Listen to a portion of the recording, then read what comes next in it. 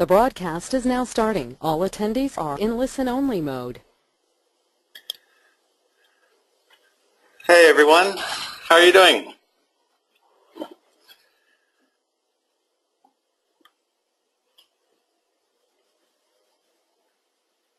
Can you hear me?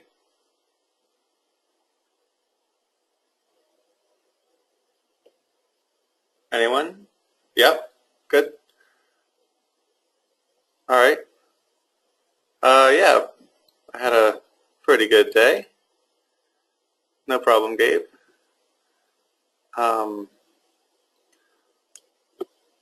We might get started just a little bit longer, waiting on one more. But if you guys want to get a head start, you can go to tinkercad.com. I'll send you the logo just in case, or the link just in case.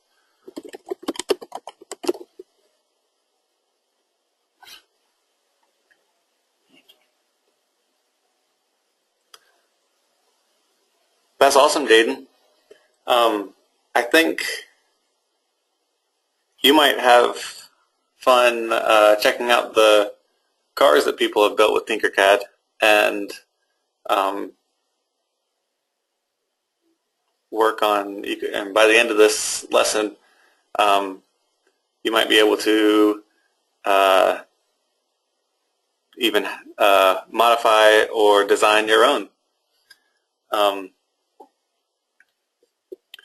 I guess while we're still waiting, Microsoft HoloLens. No, I haven't seen that, Kevin.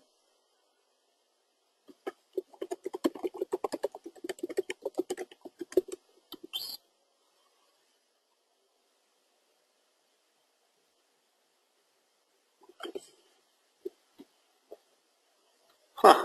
Cool. Looks like similar to the Oculus Rift. Oh wow. Looks awesome.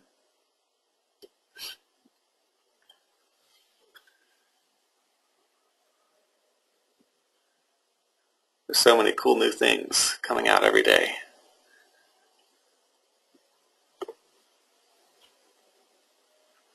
Do you need to make an account for this? You don't have to download anything, but you do need to give them an email address.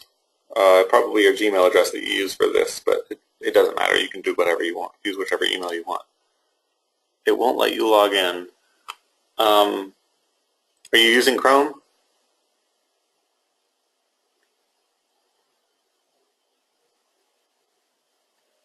It says you have an account, but it won't let you log in. I was having the same problem, and I don't know what the deal is. It works on my old computer, but not on my new computer. Firefox or Safari, I'd say give it a shot. On I have to use Internet Explorer on my computer, but yep, one of them should work. I think Safari is usually pretty good with compatibility.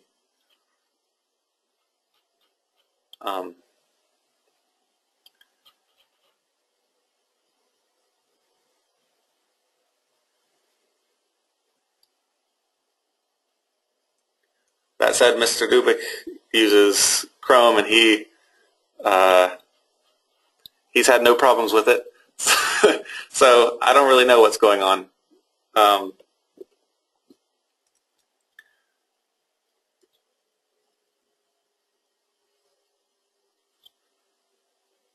Works on Firefox? All right, good to know. Gabe, I'd just try whatever browsers you have.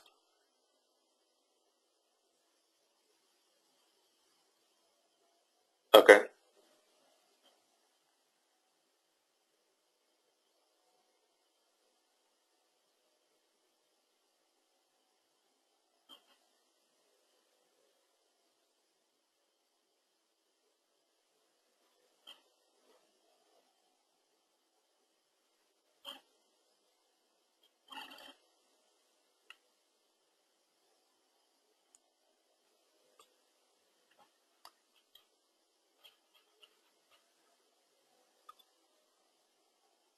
Kevin, have you been able to get in? Yep. Okay. Gabe, how are you doing?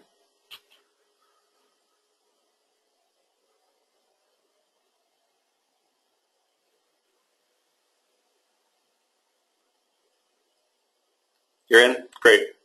Okay. Let's see, Jaden, you said you were in, right? Yeah. Okay. Well, good. I won't have to show you how to do that. It's relatively easy anyways. So I'm going to, I know some of you said you have used Tinkercad before. Mr. Dubik has told me that it has improved so much over the past couple of years that really the goal of this lecture and Wednesday is just going to be to help teach you the tools. It's a lot more stable and powerful. So we're trying. My goal is to teach you how to get the most out of it because it's really cool software, and at the end you'll be able to send. I think I told you this before, but you'll be able to send a design that you like over to Mr. Dubik, and he will print it out for you and also give you a link so that you can watch it printing out at the same time. So if you want to work on your own designs after class until Wednesday, maybe even later, I'm sure he could print them later.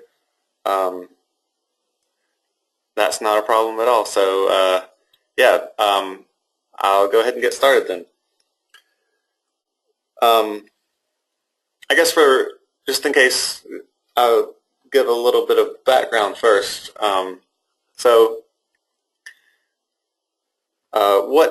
What is Tinkercad? It's 3D.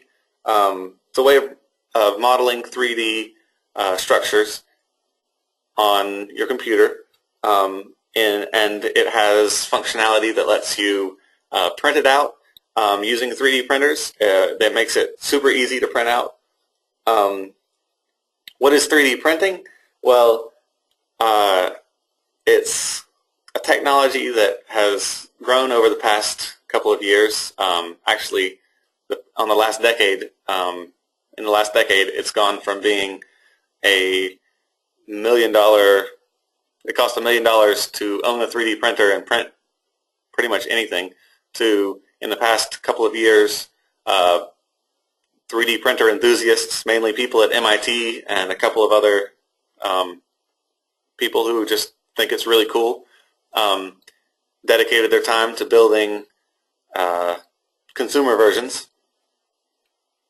Are you going to start? Yeah, you can go ahead with the tutorials if you'd like. I'm going to give you a little bit of history first, but you're welcome to get a jump start just going through the lessons that Tinkercad has for you.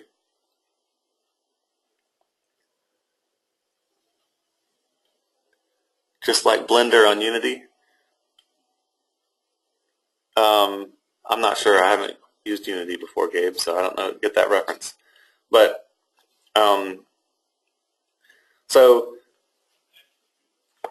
well, let's just dive in. I'll give you some background as we go. So to get started, click on the Learn tab at the top. Then you can go down and they'll teach you how to create holes in objects. Well, let's do this.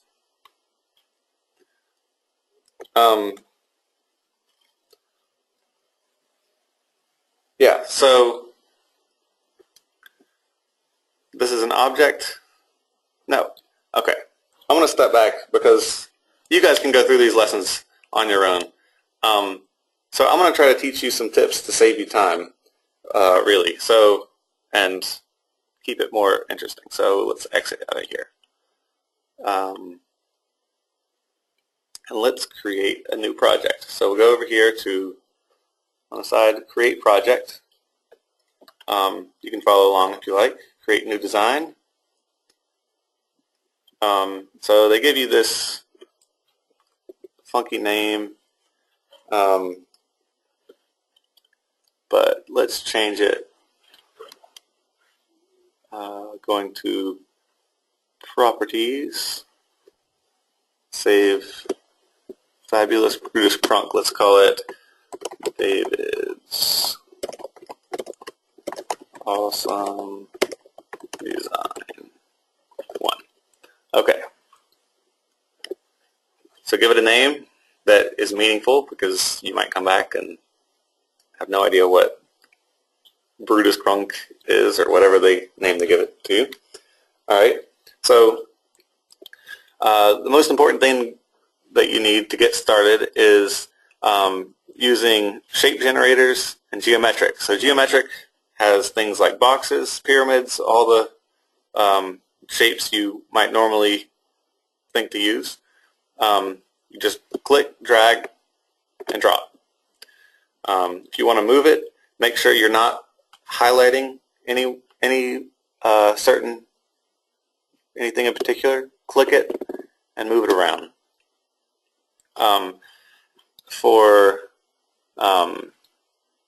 It's really useful to have,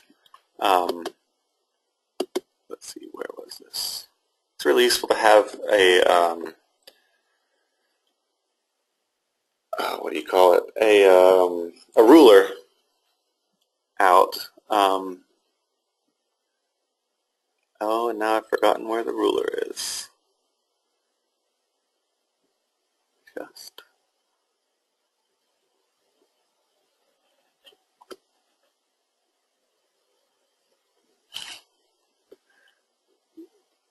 Gabe builds me a minute. Okay, so where is this ruler? I swear I just had it. Extras? No? Favorites? Helpers? Oh, thank you, Kevin. Ruler. So, you can take this ruler and drag it. It's actually helpful to not put it near where you are, but where you're working, but put it on the edge somewhere off to the side. Then, when you click on your box, you can set the absolute distance relative to the ruler. So, let's type in 80 millimeters, 80 by 80 millimeters. So we can be a lot more precise this way. We can change our box if we want. You can click on these squares to drag to make them bigger in a certain dimension, like that. You can click on the rotation like this. Jaden's asking, how do you add the work plane?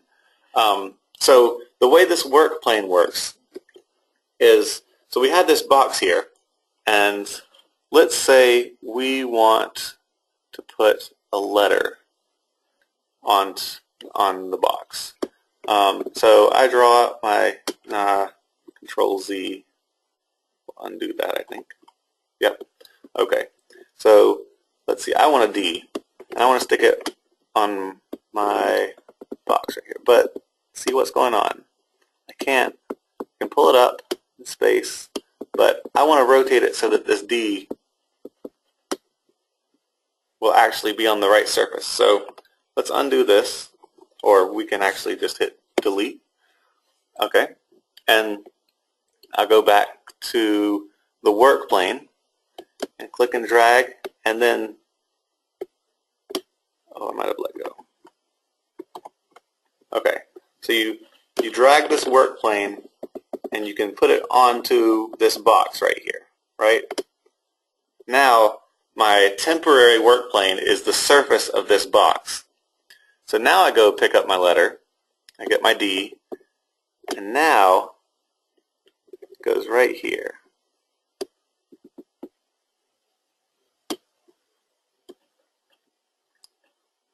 And if I want to go back, I go back to the work plane, and actually you don't have to drag it. You can click and then click again. That might be easier. So I just clicked on the work plane, and now I'm going to click back onto this regular work plane, and I'm back out. So I'll show that again using, you see this tool up here. I'm going to rotate to the other side of this box. I'm going to just click the work plane and hover over this red side here. Click it, and I'll put in a C. See if I can just click. Yep, I can click and then click again where I want it, and I'll sink it in there just a little bit. Okay, I go back to my work plane, click, and click back out of there. Now you can see I've got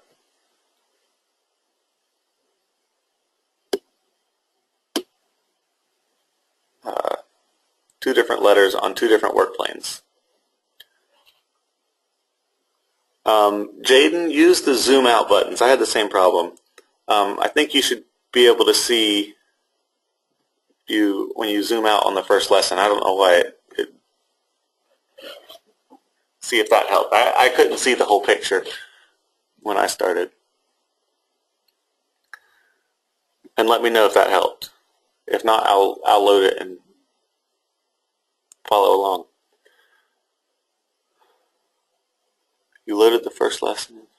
Place where the work plane would be. It's all great. Okay, well I'll try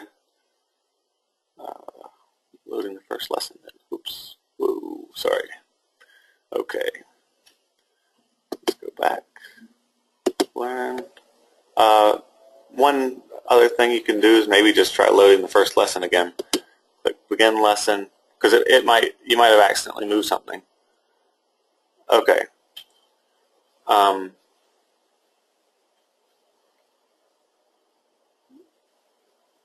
clicking the zoom out button, but there isn't anything.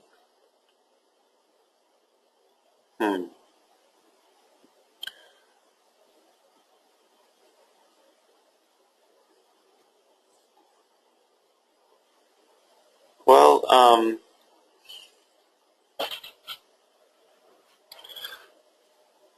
maybe just try another lesson. I'm not sure. If it's not working, then I guess just follow along with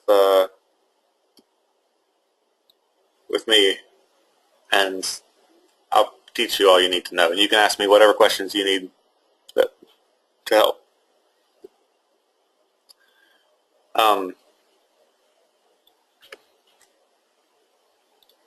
So let's see.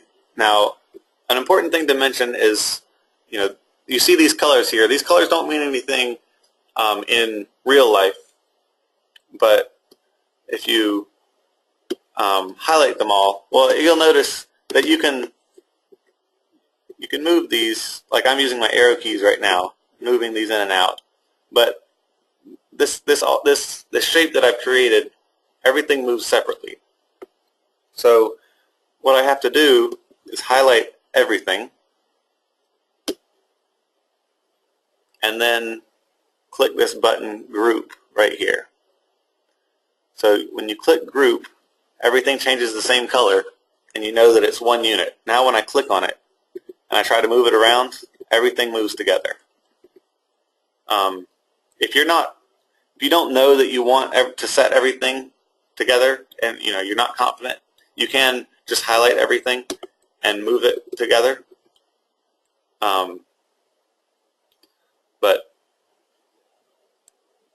you don't have to. So you just got options. So let's get this ruler back on here. Let's see. So let's go onto this other side. Go behind the D. And what if we want to make a hole? So to make a hole, we go in, but we want to make a letter hole. They don't have that in there. So let's see, what do we have to do first? First, we pick the right work plane. I want to make it on the opposite side of the D. Let's Let's see, let's make this easier for us to see. Okay. Now, I'm going to go to the letters, pick the D.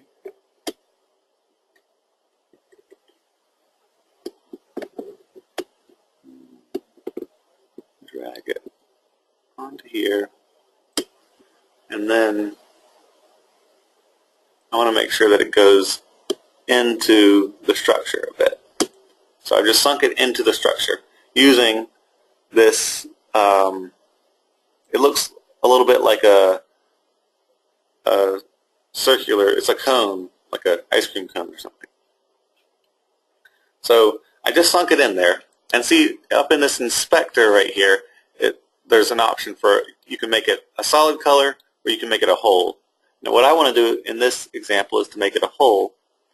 And now if we look at it more closely, zoom in on it, you can actually see that it's carving out of this red section.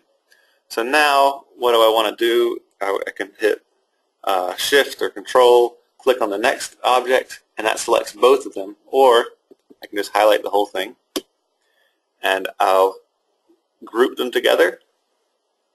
And what I'm left with, let's get my work plane back to normal. What I'm left with is a hole. You can see that's an inverse D. Do you guys want to see that again, or are you good?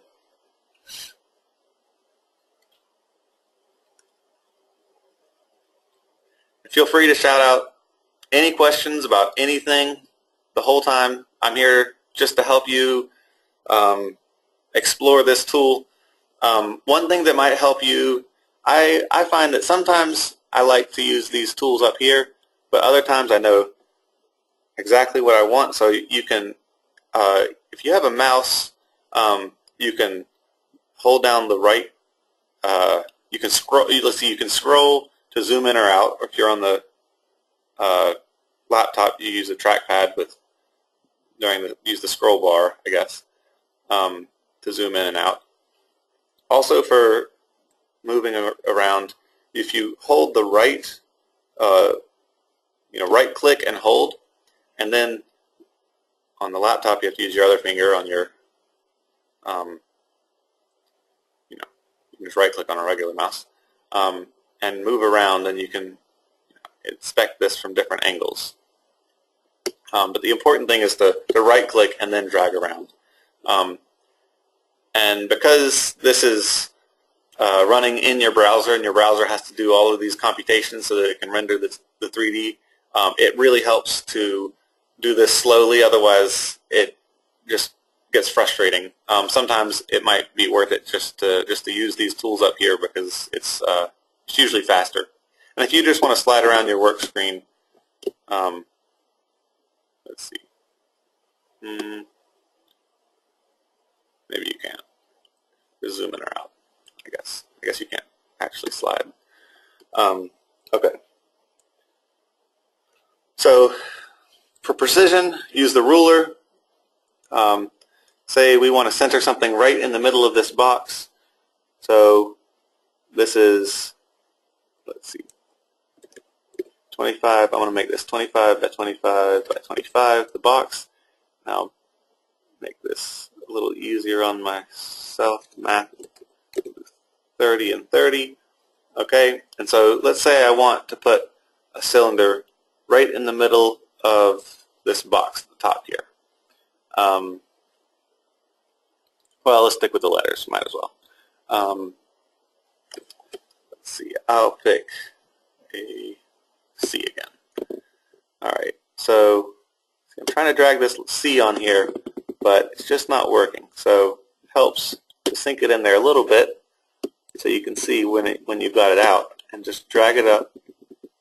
Or we know how tall this box is, so instead of doing that, just click on the box and see how tall it is. It's 25. This C right now is 4 these are in millimeters, 4 millimeters tall. So let's go up 23 millimeters. Oops, that didn't work.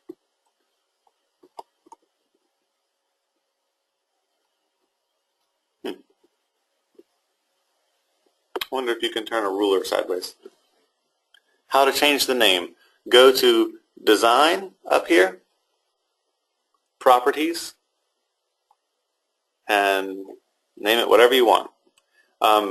You can also make things private versus public up here, and if you want to read into what the differences between these licenses are, I think sticking with the default is usually a good option, but if you like reading legal documents, then go right ahead. Yeah, while we're talking about private versus public, so everything that you're doing here, you know, this is something that you've created, but part of the spirit of a lot of the software that you're using. This is free software, and you can find a lot of free designs online. So I would encourage you, if you think, hey, this is pretty cool, I kind of like this design, I think other people might like it, put your design online and make it public. All right, Gabe. Oh.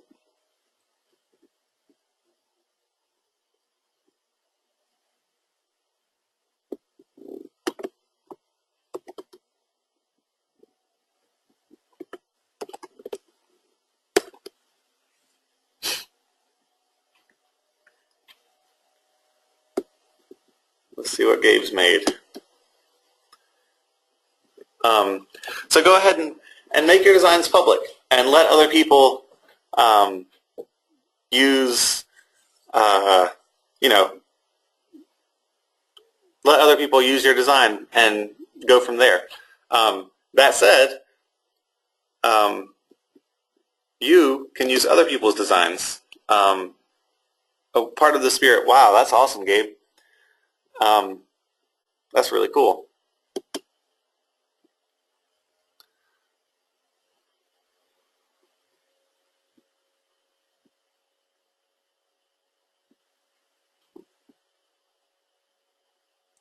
Oh, very nice. Go learn Unity. Well, I'm glad that Unity experience has really helped you out. That's awesome. Yeah, that's all. Got the dragon in there and everything. Cool. So, as an example, I can take this helm that Gabe has made and shared. I can click Copy and Tinker. Click it. There it goes. Now, I've got Gabe's helm loading here.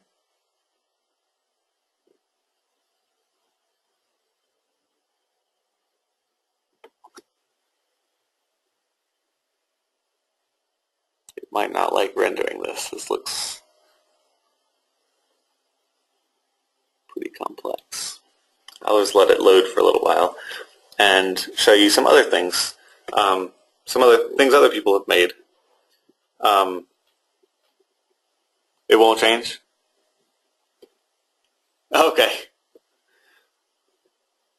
Alright, well, so I can't take Gabe's design here, but any designs that have been designed on Tinkercad,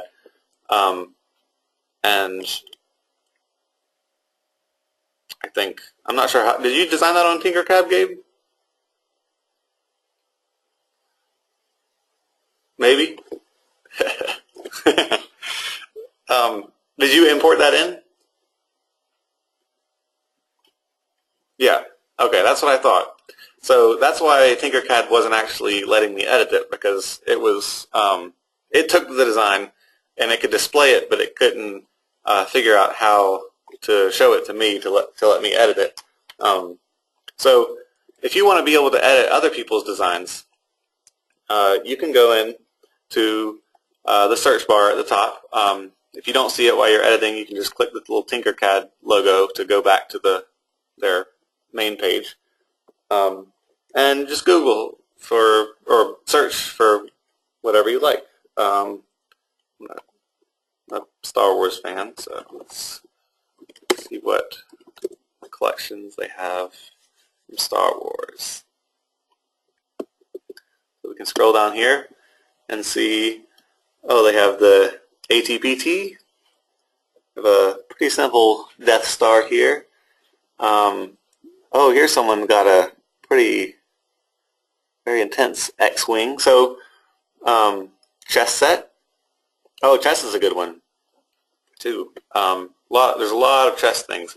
If you want to print your own chess set, the way to do that is, you could copy someone else's chess set, and you could do something simple like stick your initials in it, and have your own personal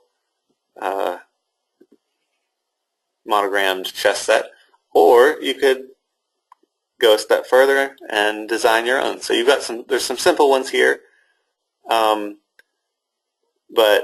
if you kind of dig deeper, you'll find there's some pretty complicated designs and pretty cool and intricate designs that people have spent. Chocolates, dice, stackable chess.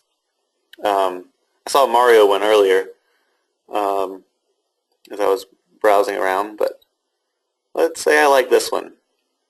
All I have to do is click on it and click Copy and Tinker. This whole chess set will immediately get loaded straight into my browser.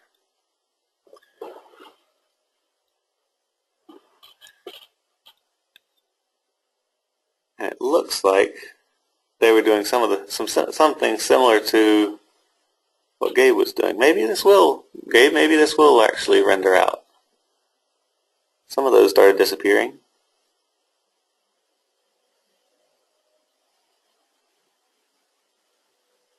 Yep, there it goes. I probably should have just waited longer for Gabe's design, because it looks like it will actually finish rendering. So, we could, just to show you how easy it is, this is nothing really new from what I've done already, but click the work plane, click the top of this guy's head, and drag my initials out here, take the corner here, and shrink it down, and I'll take this moment to let you guys know that, so this is pretty important here. Mr. Dubik told me about this. He says if I just left this D right here, I can even shrink it down just a little bit because it's a little tall. Let's see. Oops. If I just leave this D right here the way it is, and I don't sync it, I just leave it right on top, the 3D printer actually thinks that this is like a layer just barely separate from the block here. So what I have to do is click this cone and sync it down. All I have to do is 1 millimeter. If I want to, I can sync it more. I'll do that just because I like the look better. You just have to sync it at least a little bit. Otherwise, it won't. I get this inspector to go away. Otherwise, it won't work. Oops, sorry. And actually, once it prints, it'll that piece might fall off the top. So just like that. I add my initials, then I click and highlight, drag the whole thing, highlight it, and click Group. Now my initials are part of the structure. All right, so what have we covered so far? We've covered how to rotate it around. We've covered being precise with the ruler. Let's check this out, because I think we could be more precise with this ruler. If we click here, and I want to measure something in this plane, I can add the ruler right here, and then my new object, B. Yep, okay. So if I want to make this guy have a B for a face, let's keep on going. There we go. I can, change this to, if I didn't like where it was, I could make it maybe 8 away from the ruler. Nah, more 12. I can mess with it this way and be more precise. So if you want to change where the ruler is, and what plane the ruler is, because it looks like it's only a two-dimensional ruler. Just change your plane, and you can get that ruler to point in any plane, just whatever your current plane is. I'm going to delete that right here, and go back to the regular work plane. And it looks like every time I change work plane, the ruler disappears. All right, so we've covered creating new pieces, moving them around. Let's see. We've covered how to make holes, grouping things to finalize. You can ungroup. I can highlight this and click Ungroup. And I get those 2 letters back, and I can click on them and move them around a bit. Maybe I didn't like the placement. Click them, group them back together again. Whoops. Just for the sake of, I like the, oh, you can choose a color too. There you go. So if you want to make it a certain color, just click the color button. I'm still learning things too. Click the color button and make it whatever color you like. But the important thing is to group things that should all be one piece. Like I said, the color doesn't actually mean anything in real life. Some 3D printers now actually do have the ability to print in color, but most of them, including the ones that Mr. Dubik has, will probably print in kind of an off-white, pretty white, maybe a little bit of yellow in there, but kind of opaque white plastic. But what you can do is you can paint them, or spray paint them, or leave them white, whatever you like. But you can make them whatever color you want. So let's see, what other things can I help teach you? I taught you about the work plane. So let's say I want to make these pieces bigger. I'm not happy with the size, so I can click this and hold down the Shift key. Let's see. How'd this work? Shift. Click. I hold down the Shift key, and it scales everything, not just the 2 dimensions I'm dragging in, but it keeps the dimensions constant when I hold Shift. So I can make everything that big. If I want to be precise about it,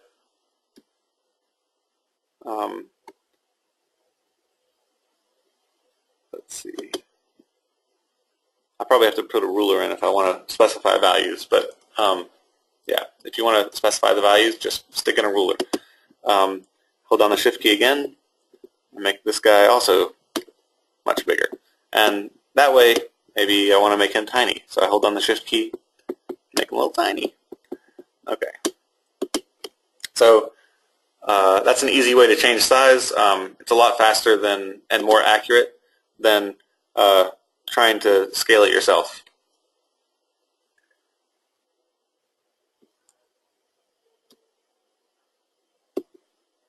All right, let's check it out.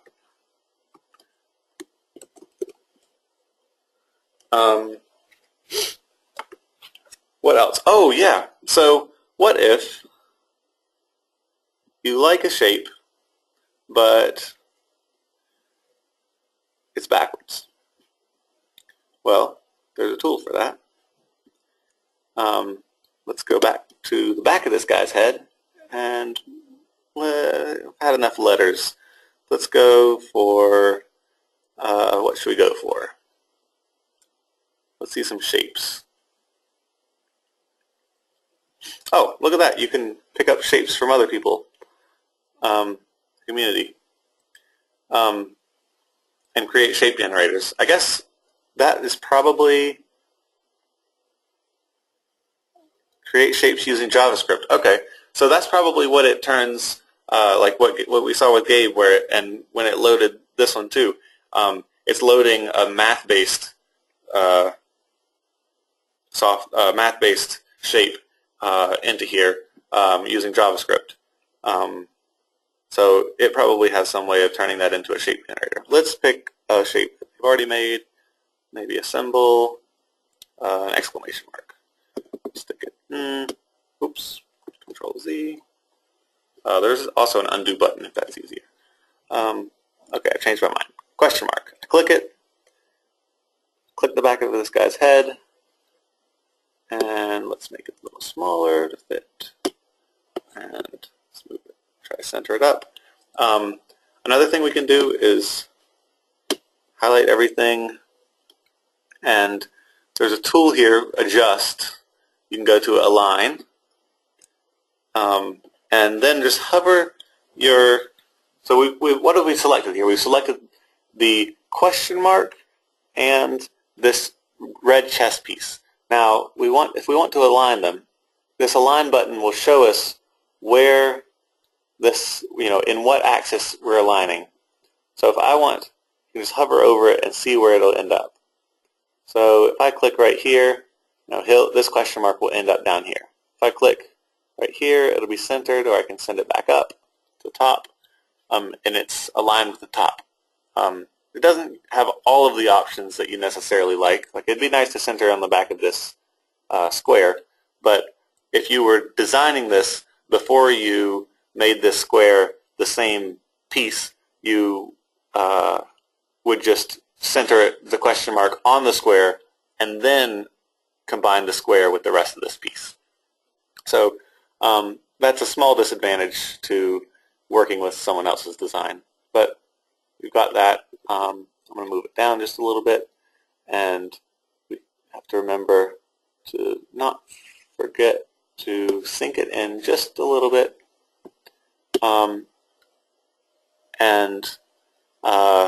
Let's say we also want it backwards. So you can hover over here again. We can make it upside down question mark. We can make it a question mark like that. We can flip it. Looks like that might be the same. But anyways, you can do that. Let's make it a whole just for fun. And we'll highlight everything. Oops, not the orange one, just the red one and the question mark. And group. Now we've just put an upside down question mark in the back of this guy's head. Easy peasy.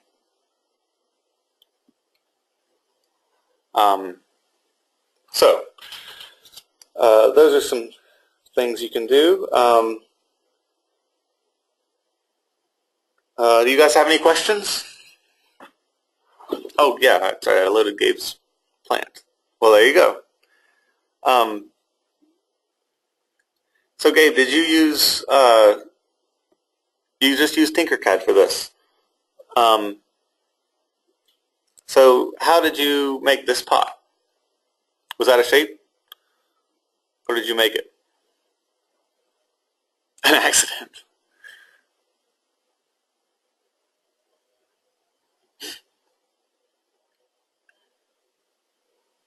You made a circle.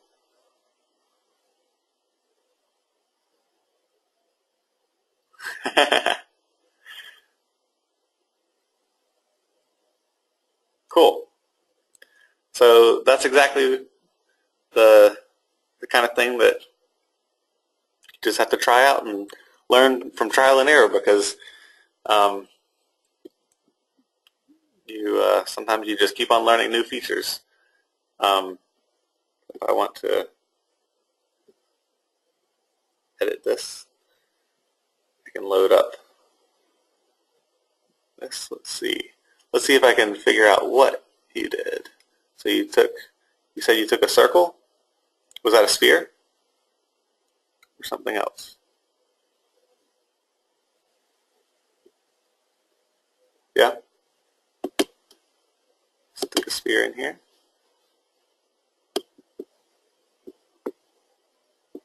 Torus. Okay.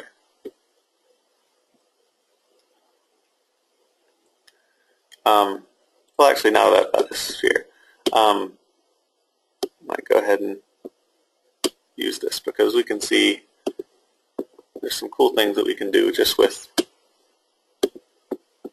this. You can take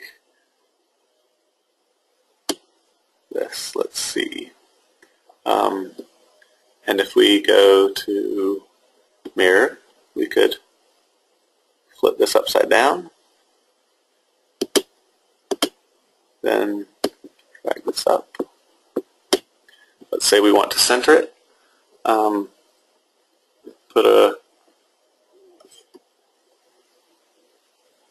If you zoom into the pot, it doesn't have a bottom. Okay. I think I'm actually not going to bother with trying to figure it out, because it's just let you. I'll just let you all figure out all this stuff on your own. I'm sure you're more than capable. So I'm making the center of this 20 away, and then I'll make the sphere 20 by 20.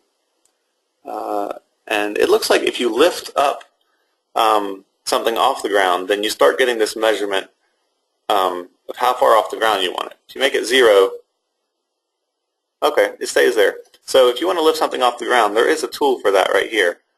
And I'll show you for comparison using this. Let's make this 20, make it on the same plane.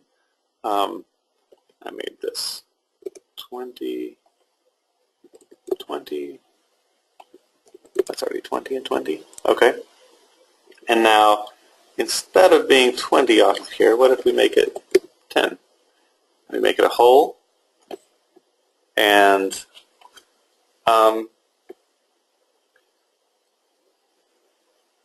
we might be doing some more,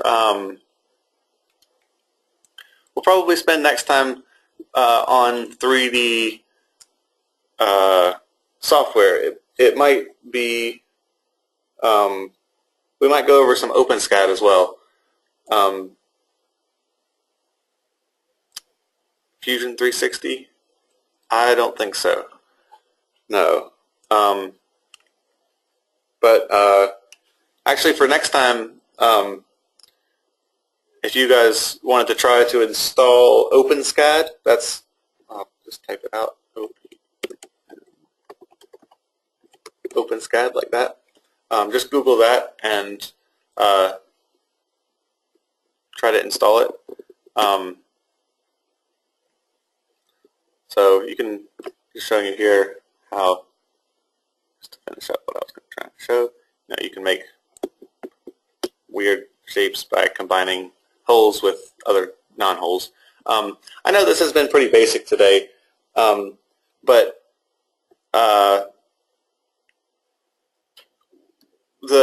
one of the main things about Tinkercad is first just playing around and getting an idea of what you can do and how to do it and that sort of thing. And then Okay, cool. And then once you know how the tools work and you are used to modeling in 3D, then you can. This is a tool that it's not just for school kids, or it's not just for playing around and people who have a bunch of time on their hands and want to make a chess piece. This is a tool that engineers actually would use in practice. Now, they're not going to design their final model in Tinkercad because they're going to want to have a lot more precision and a lot more control. Next time when we talk about OpenSCAD, we'll see how it's much more math-based, and so it gives you a lot more precision. And now, but it's a lot slower because you have to work out the formula. As we saw, there's some math ability, and you can import very intricate objects like this chess set and Gabe's pieces, or Gabe's helm that we saw, that have some math component to them. But it's not built for that. You saw how long it took to render. So it's really, this is for prototyping. You can, and that's what I was getting back to with engineers, people, graphic designers, people who build products. They would use this tool specifically to make it really, really quickly. They throw it together. They might, it wouldn't necessarily, if it had moving parts, the parts wouldn't necessarily move, but they could mock it up really quickly. So it's really a prototyping tool and something to play around with and have fun with, but not a professional end result. Like you're not going to use this for professional results. Not to say you can't. Like you said, like I said, you can import things into Tinkercad, and it handles it. It's just there's better software for the final product. But this is where you start. This is where you create the idea, and you kind of see and try to understand the challenges before you really get into the math. Yeah, so we'll touch on more of that, of OpenSCAD, next time. Do you use cameras at all? Me personally, or in the tool? Yeah, I'm familiar with cameras, mostly digital. Why? Digital, yeah. I mean, they can record film, but they're not professional film cameras.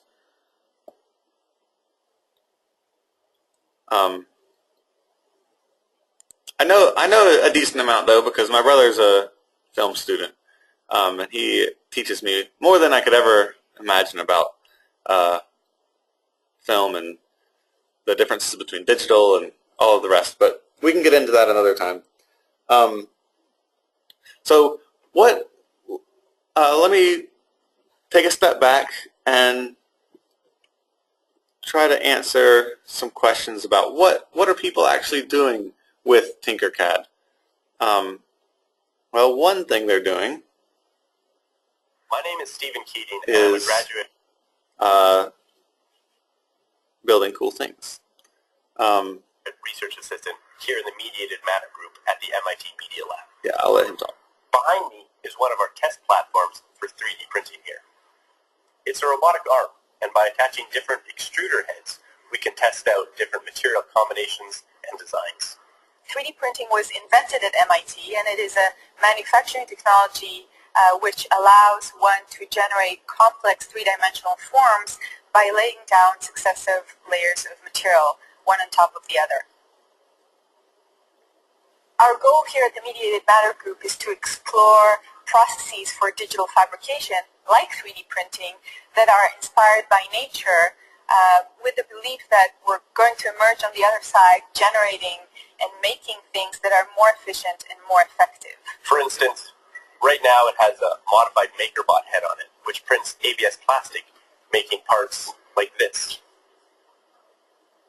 We can attach different heads though.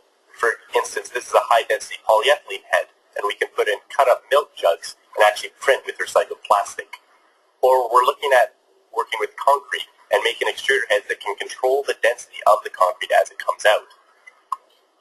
Here's a sample which shows a functional gradient of density in concrete. So as we move from the rim to the core, we actually see a decrease in density from a solid structure to a much more cellular structure. This is the same thing you see in bones or palm trees, and it's actually a much more efficient structure in terms of weight and strength. So at the end, we're really interested in bringing together the industrial world and the natural world to generate 3D printing platforms that are biologically inspired. And for us, that means 3D printing materials that can vary in properties over space, but also over time.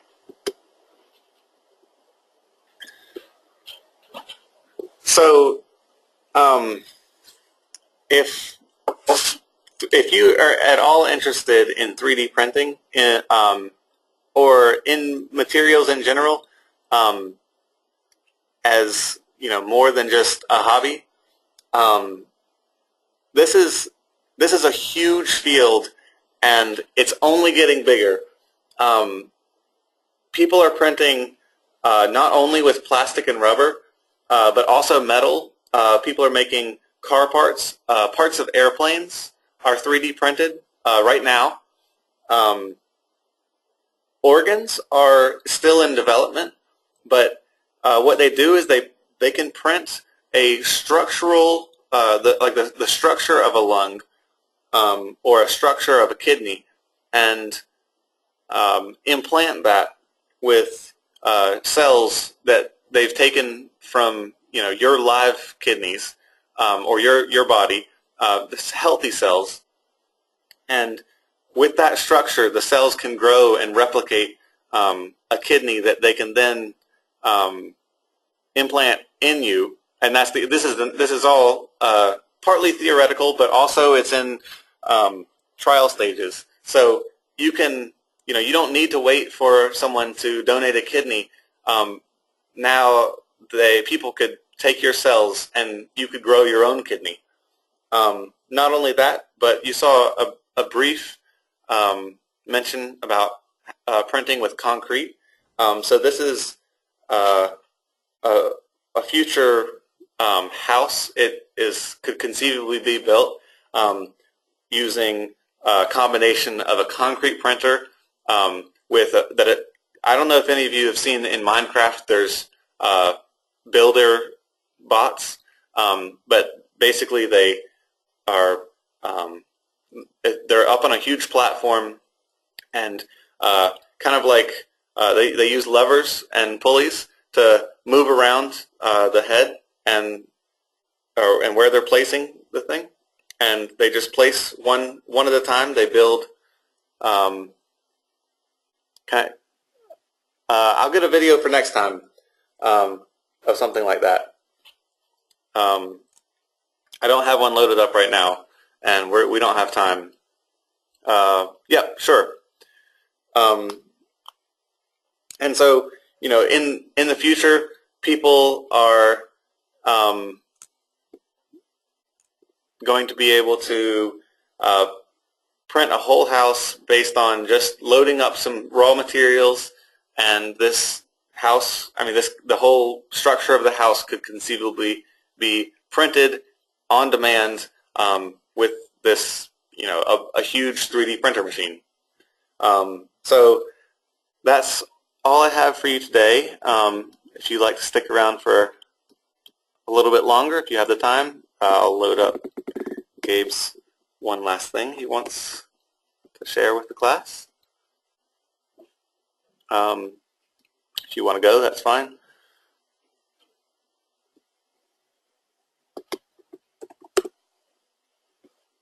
And Jaden, I'll have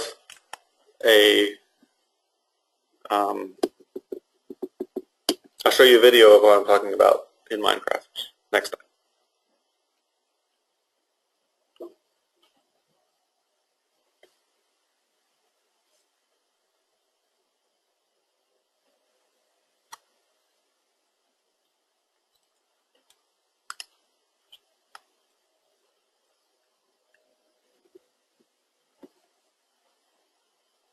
Cool.